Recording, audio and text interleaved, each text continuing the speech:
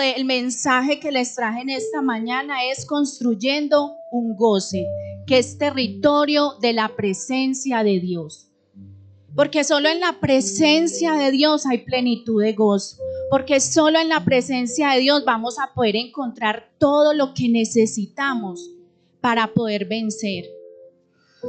Yo quisiera algo que me dice la palabra, que también me sorprende muchísimo, y es de que encontramos en la Biblia infinidad de testimonios y de personas que vencieron, pero que también la palabra nos permite ver cómo estos hombres vencieron en sus debilidades, y que el Señor nos permite ver esas debilidades también, porque a veces vemos a las personas como simplemente como no está atravesando la misma lucha, no nos ponemos en los zapatos de esa persona. Y menospreciamos la lucha que está teniendo esa persona. Entonces la palabra de Dios nos permite ver eso. Entonces quiero que empecemos en Génesis 45 del 1 al 11, donde vemos un hombre que vivió un proceso difícil también, pero que tuvo un propósito. Porque ¿cuántos sabemos que para Dios todas las cosas, para los que le aman, nos ayudan a bien? Entonces Dios saca de eso más difícil que nosotros estemos viviendo, saca algo muy bueno. Y eso es el privilegio de nosotros poder estar con Dios. Génesis 45 del 1 al 11 nos dice, ya lo tienen ahí en la pantalla. Bueno, no podía ya José contenerse delante de todos los que estaban al lado suyo, y clamó: haced salir de mi presencia a todos. Y no quedó nadie con él. Y al darse a conocer José a sus hermanos, entonces se dio a llorar a gritos. Y oyeron los egipcios, y oyó también la casa de Faraón. Y dijo José a sus hermanos: yo soy José, ¿vive aún mi padre? Y sus hermanos no podían responderle, porque estaban turbados delante de él. Entonces dijo José a sus hermanos: acercaos ahora a mí. Y ellos se acercaron, y él le dijo: yo soy José, vuestro hermano, el que vendisteis para Egipto. Ahora pues, no os entristezcáis, ni os pese de haberme vendido acá, porque para preservación de vida me envió Dios delante de vosotros. Lo vamos a leer hasta el 11. Pues ya había habido 2 años de hambre en medio de la tierra, y aún quedan 5 años en los cuales ni habrá arada ni siega. Y Dios me envió delante de vosotros para preservaros posteridad sobre la tierra y para daros vida por medio de gran liberación. Así pues, no me enviaste acá a vosotros, sino Dios, que me ha puesto por padre de Faraón y por señor de toda su casa y por gobernador en toda la tierra de Egipto. Daos prisa, id a mi padre y decidle: así dice tu hijo José, Dios me ha puesto por señor de todo Egipto, ven a mí y no te detengas. Habitarás en la tierra de Gosén y estarás cerca de mí, tú y tus hijos y los hijos de tus hijos, tus ganados, tus vacas y todo lo que tienes. Principalmente nos vamos a centrar en el 10, pero vamos a terminar. Y allí te alimentaré, pues aún quedarán 5 años de hambre, para que no perezcas de pobreza tú y tu casa y todo lo que tienes. Vemos cómo en esta historia José se revela ¿a quién? A sus hermanos.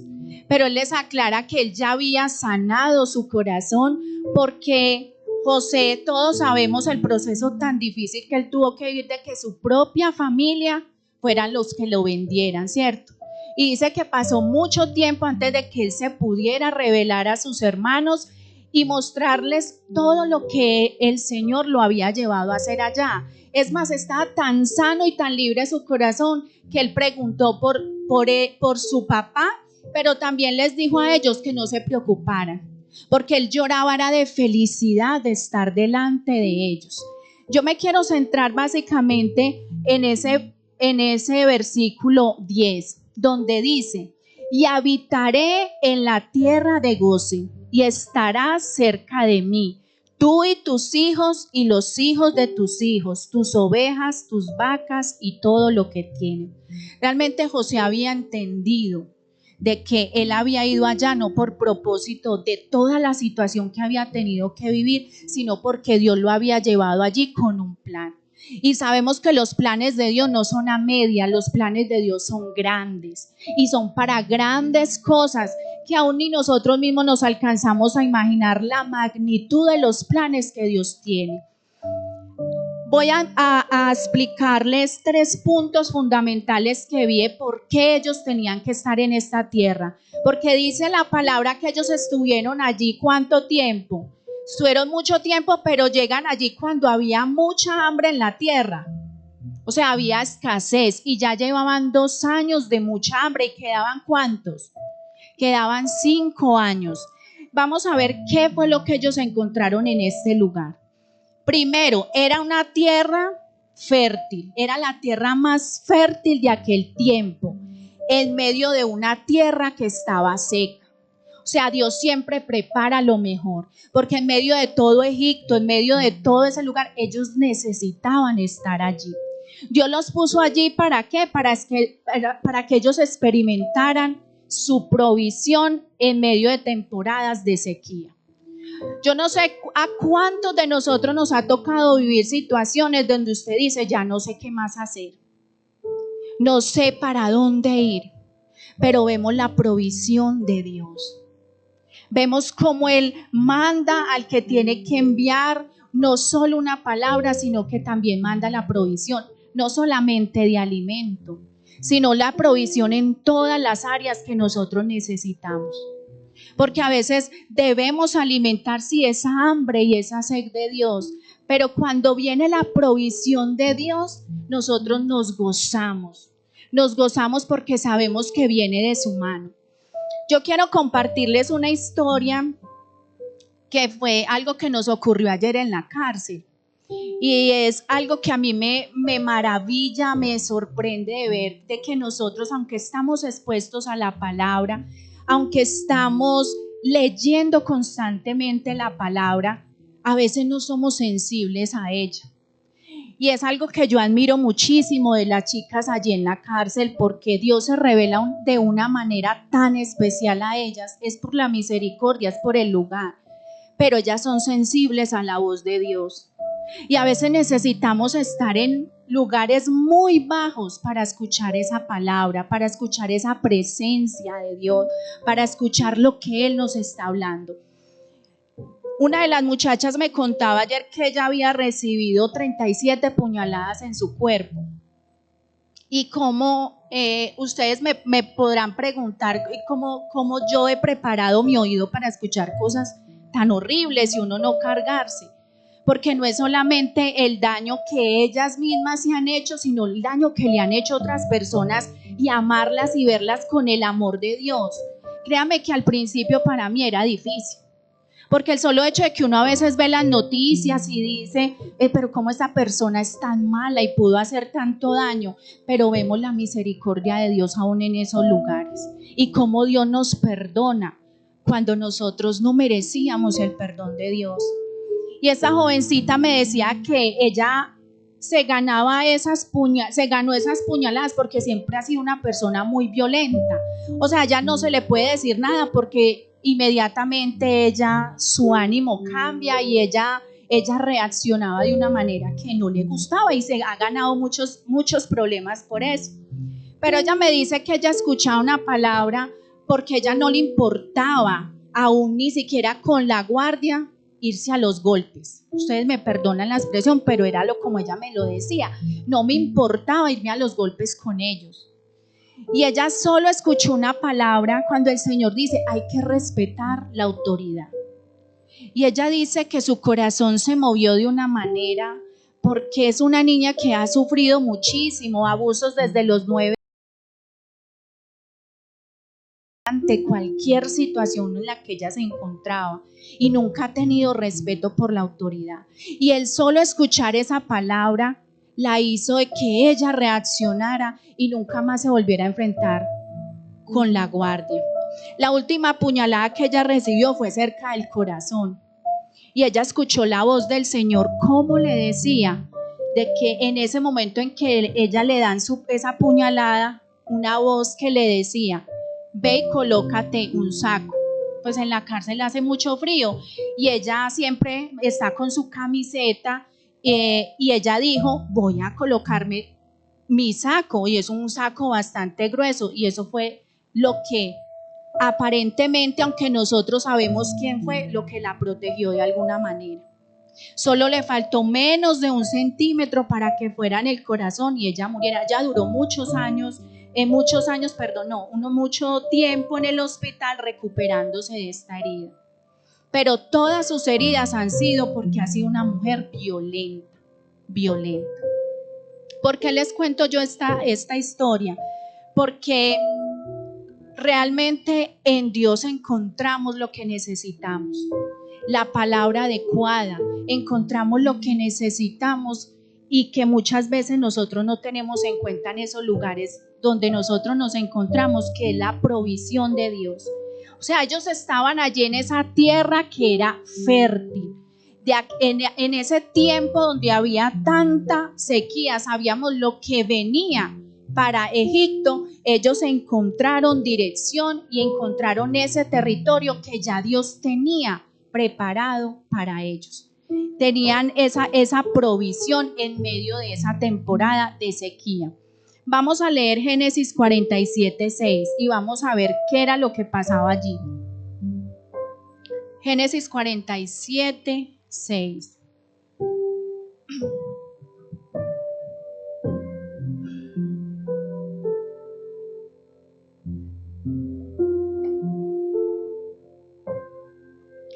Dice: la tierra de Egipto delante de ti está, es lo mejor. ¿Cómo dice? Es lo mejor de la tierra. Haz habitar a tu padre y a tus hermanos. Habiten en la tierra de Gosen y allí, y si entiendes que hay entre ellos hombres capaces por mayorales del ganado mío. También dice Génesis 47:27. Así habitó Israel en la tierra de Egipto, en la tierra de Gosen, y tomaron posesión de ella y se aumentaron y se multiplicaron en gran manera.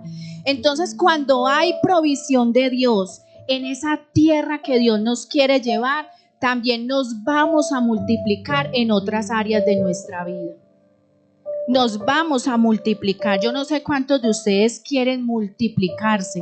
No sé si solamente en otras personas, sino en ese llamado que Dios ha hecho a cada uno de nosotros, sino también en nuestro hogar, porque recordemos que es allí donde Dios quiere que nosotros veamos esa provisión. La palabra de Dios dice que eso era lo mejor, ese lugar donde Dios los había llevado. Y también ellos se aumentaron. Recordemos que más adelante, cuando ellos salen, los egipcios los querían matar porque decían, y ocurre lo de los niños, que el faraón manda asesinar los niños, pero esas parteras no le obedecen a faraón porque ellos se habían multiplicado en gran manera. Era el propósito de Dios. Segundo, era la tierra más segura. Digan conmigo, segura. De aquel tiempo. Dios los puso ahí para que experimentasen su protección en medio de los juicios contra Egipto. Porque recordemos que ellos estaban rodeados por los egipcios, comenzando que eran personas demasiado idólatras. Y ellos estaban allí protegidos y resguardados por el Señor, porque era un lugar seguro. Y vamos a ver cómo cuando llegan los juicios, lo que Dios les dice. Éxodo 8:22.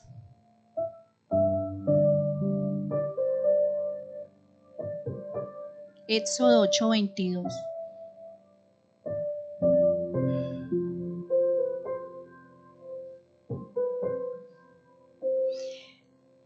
Y aquel día yo apartaré la tierra de Gosén en la cual habita mi pueblo, para que ninguna clase de moscas haya en ella, a fin de que sepas que yo soy Jehová en medio de la tierra.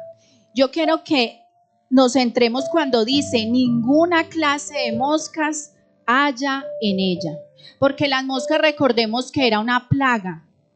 Yo no sé en este momento qué plagas podemos nosotros ver que no son literal como las que veíamos ahí, pero que sí, de alguna manera, en este momento, como está la situación, estamos experimentando ese tipo de plagas. Y yo creo que una de esas plagas puede ser también la depresión que están viviendo las personas por la falta de Dios. Una de esas plagas puede ser de que hay personas que no han sido agradecidas con Dios. No sé qué plagas usted está identificando en este momento, pero que el Señor, y a través de su casa y en su misericordia, usted ha visto que no le ha tocado y que no ha llegado ninguna de estas plagas a su casa. Vemos también como en Éxodo 9:26 el Señor nos habla también de una de otras plagas que ellos tuvieron que experimentar. Éxodo 9:26.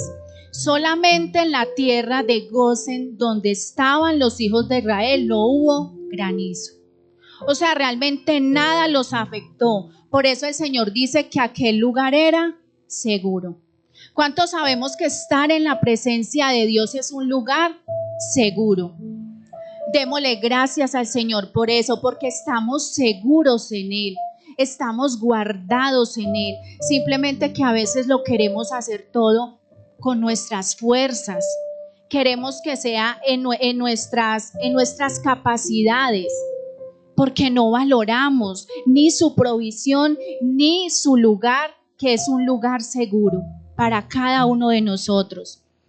Dios soltará juicios naturales y espirituales en los últimos tiempos. ¿Y cuántos sabemos que Dios nos va a guardar de todo eso? Si perseveramos.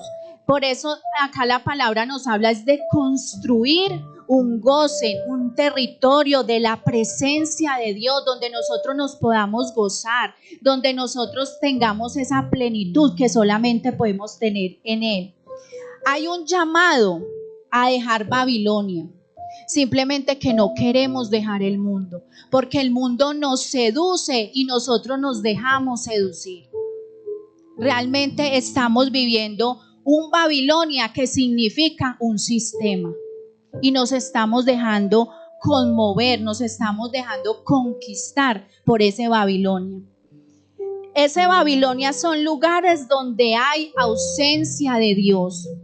Y correr a territorios realmente es lo que Dios nos está llamando, a correr a territorios donde está la presencia de Dios o donde está la agenda Emmanuel. Porque la palabra de Dios nos dice que Emmanuel es ¿qué? Dios con nosotros. O sea, nosotros no estamos solos, así nos sintamos solos, así sintamos que ya no podemos y que nuestras fuerzas desmayen. Dios está aquí con nosotros. Y Dios nos ha llamado a que hagamos de este lugar un lugar de su presencia, un lugar donde vamos a restaurar al que está perdido. Vamos a ver otro punto que está en Romanos 1:28 al 32. Porque vamos a ver qué es lo que hay en ese Babilonia.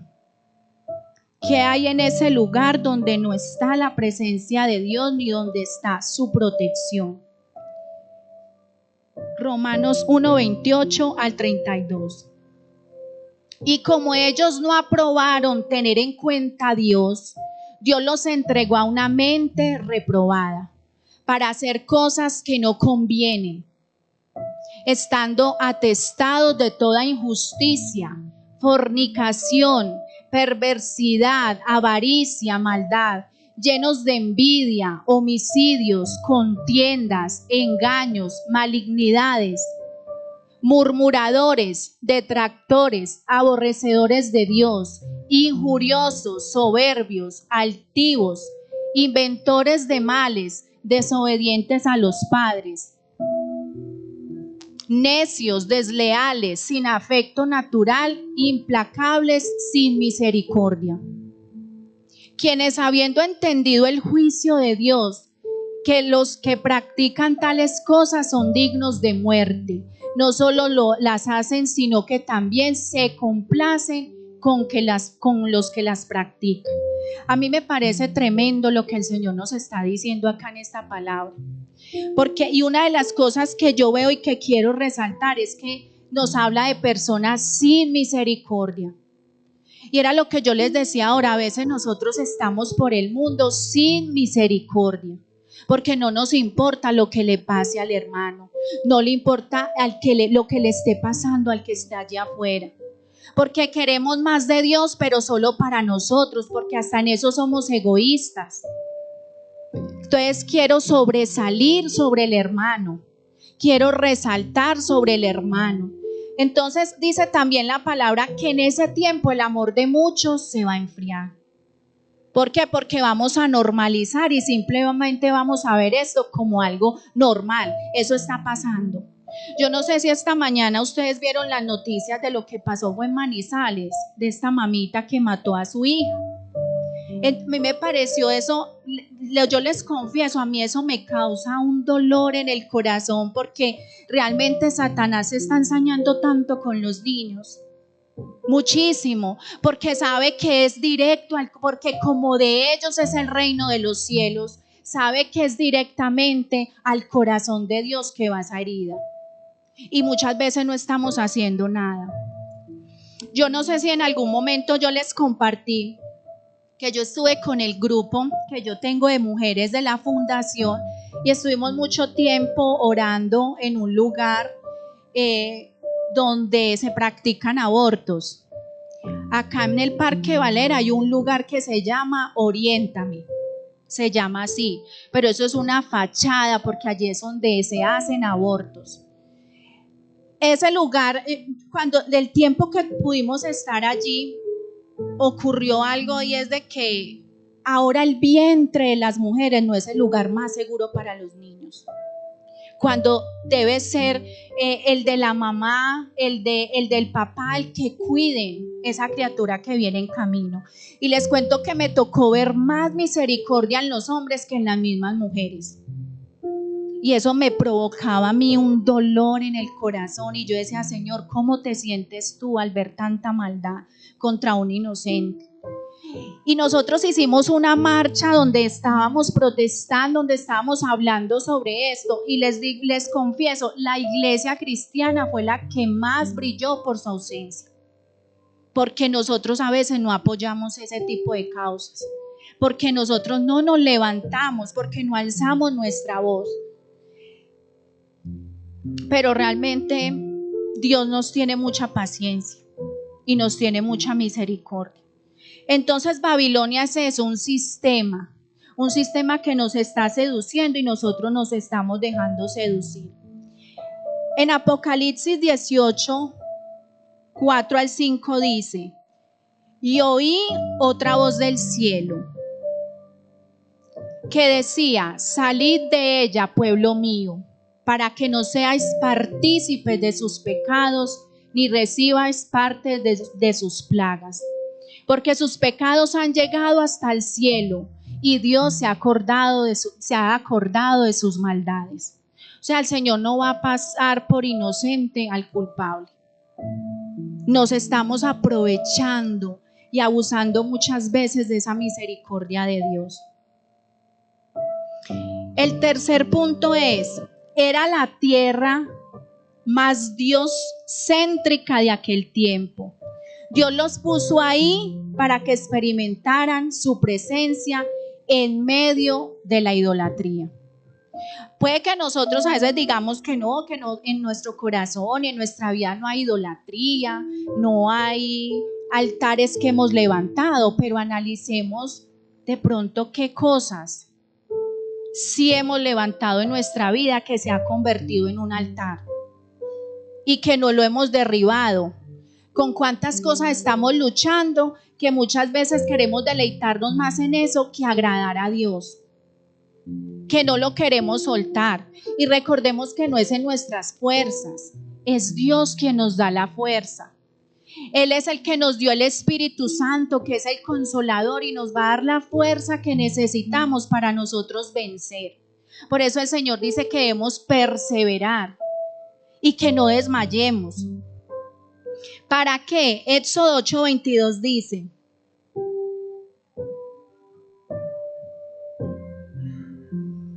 Éxodo 8:22. Y aquel día yo apartaré la tierra de Gosén, a la cual habita mi pueblo, para que ninguna clase de moscas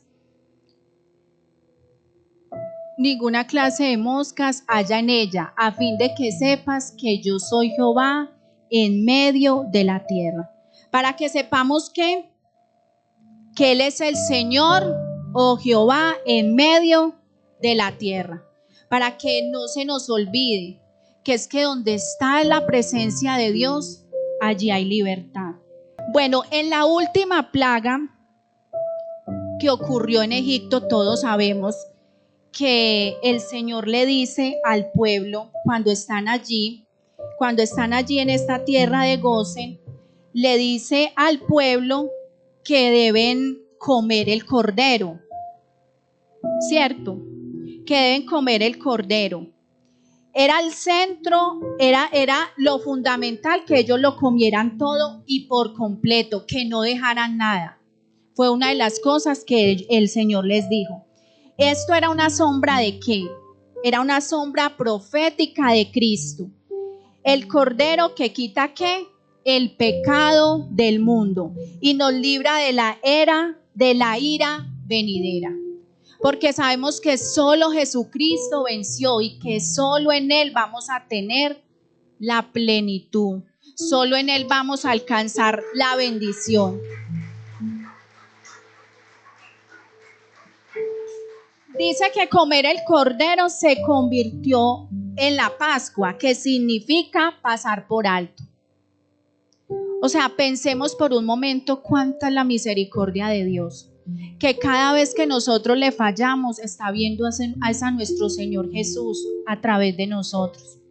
Por eso les mandó a comer el cordero, que eso significaba pasar por alto. Aquellos que comen el cordero y toman su sangre, las plagas no los tocan, porque es una promesa de Dios.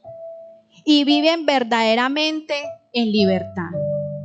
Entonces vamos a recordar esos 3 puntos. Primero, era la tierra más fértil, ¿cierto? Segundo, era la tierra más segura. Y era la tierra más cristocéntrica, o donde Dios era el centro de aquel tiempo.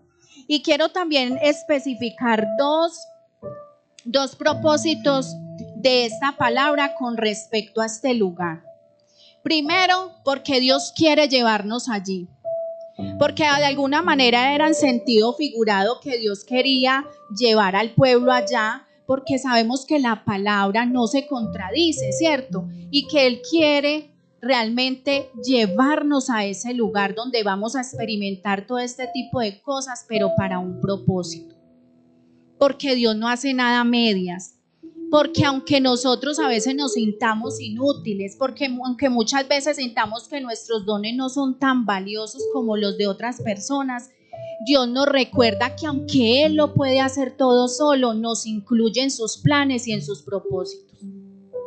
Y Él hace que nuestra vida sea de verdad, la vivamos con propósito, pero que la vivamos también con intensidad para que le amemos, para que le busquemos y llevemos esta bendición a todo aquel que lo necesita. Porque no quiere que nos quedemos con esa bendición de que lo hemos conocido, de que Él ha hecho todo por nosotros y que aunque nosotros merecíamos la muerte, Él vino y pagó por cada uno de nosotros. Entonces lo primero son 2 cosas muy importantes. Primero, cuando Él nos lleva a ese territorio, quiere posicionarnos. Dios quiere cambiar nuestra posición espiritual porque es vital para todo lo que viene. El llamado de ir a Gosén es el mismo llamado que hace Jesús a sus íntimos, a subir al monte, porque esto anuncia también su muerte, pero también anuncia su venida, porque sabemos que vienen momentos difíciles. Entonces Él dice, suban al monte. Quiero llevarlos a un lugar de provisión, de protección, pero también de plenitud. Porque realmente nosotros, aunque estemos en el sistema, como yo les decía ahora, en Babilonia, nada de lo que tengamos allí nos va a deleitar tanto como estar en la presencia de Dios. Porque allí vamos a experimentar esa provisión, esa protección, pero también la plenitud en Él. O sea, el Señor realmente lo que quiere es que nosotros apaguemos en nosotros otros amores y que tengamos solo plenitud en Él. Y algo que me parece hermoso en el Señor, y es que Él nos recuerda que Él nos desea, pero también nos anhela. Pero en nosotros muchas veces no hay ese deseo de anhelarlo, de desearlo. A veces utilizamos la palabra Maranata solo porque los demás lo dicen, pero de verdad no anhelamos que el Señor regrese. Porque estamos entretenidos en el mundo, en el sistema, en lo que queremos. Y yo les digo algo, realmente no es malo desear y anhelar cosas. No es malo, porque el Señor nos da todo. Es más, Él los lleva a esa tierra y les dio todo y estaban mejor que los demás. Pero a veces no queremos esa provisión y esa protección, y mucho menos esa plenitud en Él. Lucas 9:28 dice: y aconteció como 8 días después de estas palabras que tomó a Pedro, a Juan y a Jacobo, los subió al monte a orar. ¿Los subió al monte a qué? Yo no sé, bueno, no sé cuántas personas fueron católicas en algún momento. Yo la verdad no fui católica, pero yo recuerdo que mi abuela decía, vaya rece para que el Señor la perdone, y veíamos la oración o la rezadera que ellos tenían como un castigo. Yo no sé si a ustedes les llegó a pasar, o es más, ahora las personas se confiesan y ahí mismo los mandan, vaya rece no sé cuántos Padre Nuestros, ¿cierto? Entonces ven la oración como un castigo. Y la palabra de Dios nos dice algo muy contrario a eso, de que la oración es un deleite. Entonces Él los llevó allí para que ellos se deleitaran. ¿A quién llevó? A Pedro, a Juan y Jacobo, para que encontraran al subir al monte ese deleite en Él, que era orar. Por eso dice que Jesús se apartaba a orar, para enseñarnos de que es que la oración es el arma más poderosa que nosotros tenemos. Y dice que en todo tiempo. Y cuando el Señor nos habla que es en todo tiempo, no es solamente cuando yo aparto un momento para ir, es en todo lugar donde yo me encuentre, porque mis labios tienen poder, porque mi boca tiene poder, porque lo que salga de mis labios le voy a dar cuentas ¿a quién? A Dios. Entonces todo lo que cuando usted tenga alguna pelea con su esposo y le dé ganas de decirle muchas cosas, acuérdese que es la manera en la que usted está lanzando juicios contra esa persona. O cuando usted se encuentra en alguna discusión con alguien, porque realmente nuestros labios se deben abrir es para dar alabanza y gloria al Señor, sin olvidar que esa persona, aunque me dé mal genio, aunque me saque la chispa, como decimos por ahí, entonces mis labios se van a abrir para bendecirlos, así no quieran. Porque el enemigo va a estar ahí escuchando cada una de esas palabras y las va a tener muy en cuenta. Y después se van a ir en contra nuestra. Entonces por eso la palabra nos dice que es orando en todo tiempo, en todo lugar donde yo me encuentre. Jesús quiere moverte, quiere llevarte a una nueva posición espiritual. Lo que no hacemos por las buenas, lo vamos a hacer ¿por qué? Por las pruebas. Y a nosotros a veces nos gusta lo difícil, nos gusta son las pruebas, porque es que ahí es donde aprendemos a los golpes, que no sea así. Mire, yo les comparto algo. Hace muchos años, cuando yo empecé mi ministerio, yo siempre he sido una apasionada por Dios. Pero el Señor me ayudó a que yo encontrara mi lugar con todos los lugares en los que estuve, porque yo estuve hasta en la escuela con los niños. Y los niños son lo más hermoso porque ellos son sinceros, son honestos, ellos hablan sin pena, ellos van diciendo las cosas así. Y yo recuerdo que un día ellos me dijeron, profe, ¿quién es más inteligente? ¿Es mejor ser inteligente o sabio? Y yo dije, pues sabio. Y me dijo, muy bien, porque es que el inteligente aprende de los golpes, pero es que el sabio ve que otro se golpea y yo no me voy a meter por ahí. Y es verdad. O sea, los niños hablan la verdad. Y a través de sus labios el Señor también nos exhorta y nos enseña. Y a nosotros nos gusta de esa manera. Nosotros nos gusta a las malas. Nos gusta por las pruebas que a veces atravesamos. Cada uno de ustedes está dispuesto a subir al monte. Para subir tienes que dejar tu nivel actual. O sea, mire, el Señor siempre va a tener pensamientos más altos que los nuestros. Somos nosotros los que nos limitamos. Somos nosotros los que nos quedamos, como les decía ahora, en esa zona de confort, donde no queremos movernos, porque como ya encontramos la comodidad. Solo algunos quieren hacerlo. Recordemos que de los apóstoles solamente subieron Pedro, Juan y Jacobo. También recordemos que Moisés estuvo 40 días y 40 noches en el monte. Los discípulos 10 días en el aposento alto. Evidentemente era para ver la gloria de Dios. Y para ver la gloria de Dios, ¿qué hay que hacer? Hay que subir. Por eso el Señor no quiere que nos quedemos ahí. Él quiere llevarnos a posicionarnos en un mayor nivel. El segundo, permanecer. Y yo creo que esa es una también de las más difíciles. Porque podemos subir, pero no permanecemos. Lucas 9:29 dice, y entre tanto que oraba, la apariencia de su rostro se hizo otra, y su vestido blanco y resplandeciente. Antes de soltar los juicios en Egipto, Dios quería que el pueblo supiera que el Señor estaba cerca en medio de todo esto. Antes de que vengan días difíciles, Jesús quería que sus discípulos supieran quién era Él en plenitud. O sea, el Señor, muchas veces nosotros nos sorprendemos de lo que estamos escuchando, de lo que estamos viendo, ¿cierto? Pero ya estaba escrito en la palabra.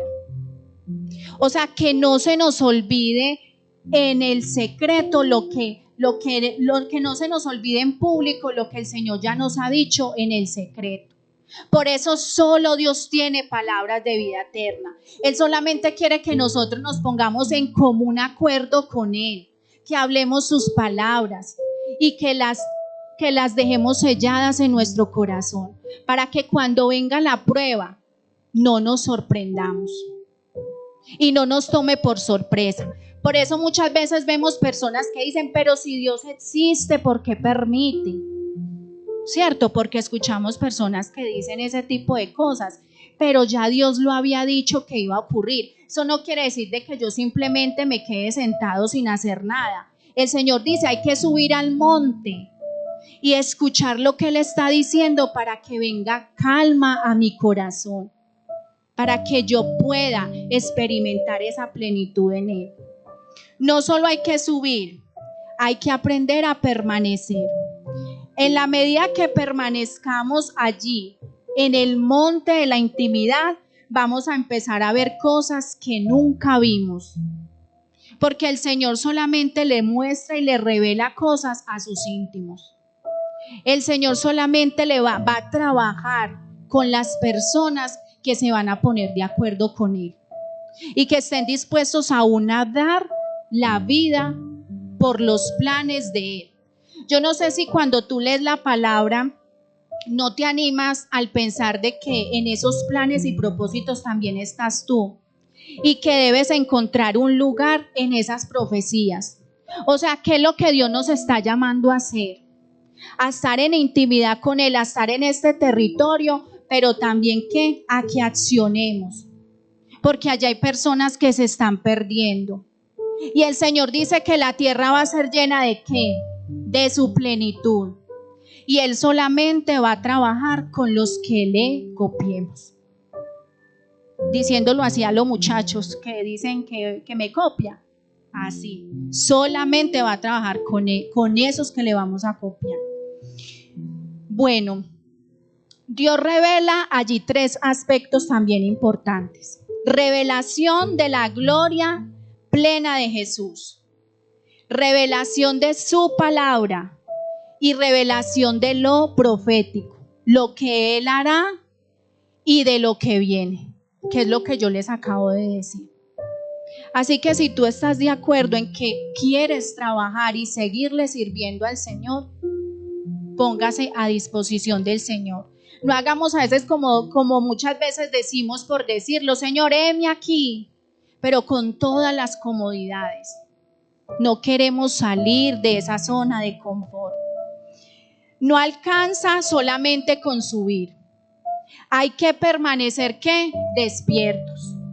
Habrá un gran sueño en la tierra y en los últimos tiempos, pero habrá una generación que por quedarse despierta verá la gloria de Dios. Entonces, que el Señor nos ayude a mantener despiertos, que no durmamos como otros están durmiendo. Yo recuerdo que un día el Señor me encontraba yo en oración y sentía dolor porque yo me incluyo también ahí. A veces simplemente dormimos y pasamos por alto lo que el Señor nos está diciendo. Y recuerdo que el Señor me decía, la iglesia está dormida, pero no está muerta. Démosle gracias al Señor por eso. Pero tenemos que despertar. No podemos seguir cómodos. No podemos seguir siendo hombres y mujeres indiferentes a lo que Dios nos está hablando. También no lo podemos hacer todos solos, pero contamos con los hermanos y nos podemos entre todos colaborar. Porque mire, el Padre quiere que así como en el secreto, algo que a mí me parece hermoso de la Trinidad, y es que el Señor Jesús, lo que Él tiene, lo quiere compartir con nosotros. Y el anhelo del corazón de Jesús es de que le dice al Padre, Padre, que ellos sean uno, así como tú y yo somos uno. O sea, el pueblo de Dios no puede seguir en enemistad y creyéndonos más que el hermano, porque solamente en la unidad es que la iglesia de Dios va a salir adelante y se va a poder alinear a los pensamientos y a la voluntad de Dios.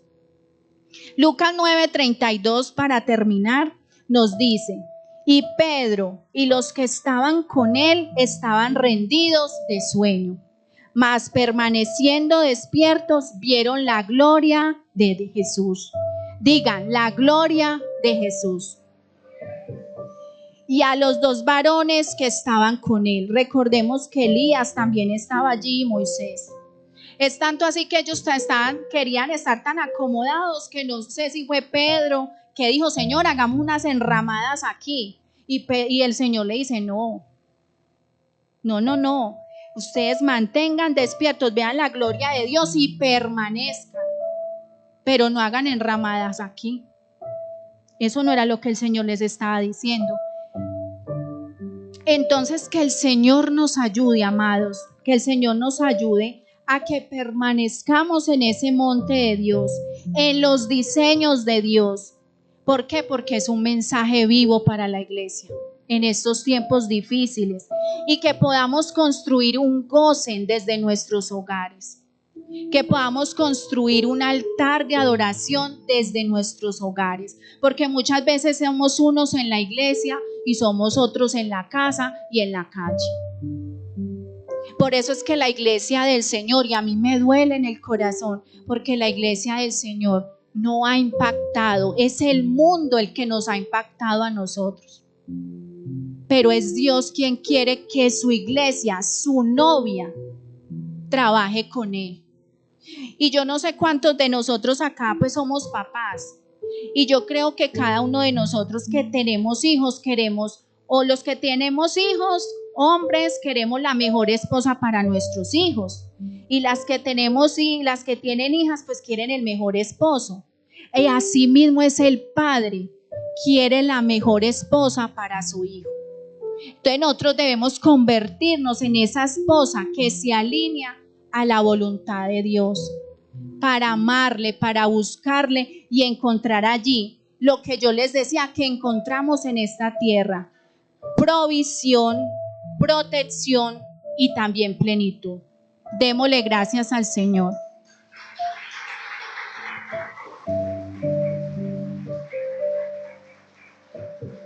Bueno, yo los invito a que por favor se coloquen de pie. Vamos a darle gracias a Dios en esta mañana, a exaltar y glorificar el nombre del Señor, y que podamos irnos con esta palabra en nuestros corazones, que no solamente sea información, sino que sea transformación en nuestras vidas, porque la palabra del Señor tiene poder y es la única que puede transformar y alinear nuestras vidas a su voluntad.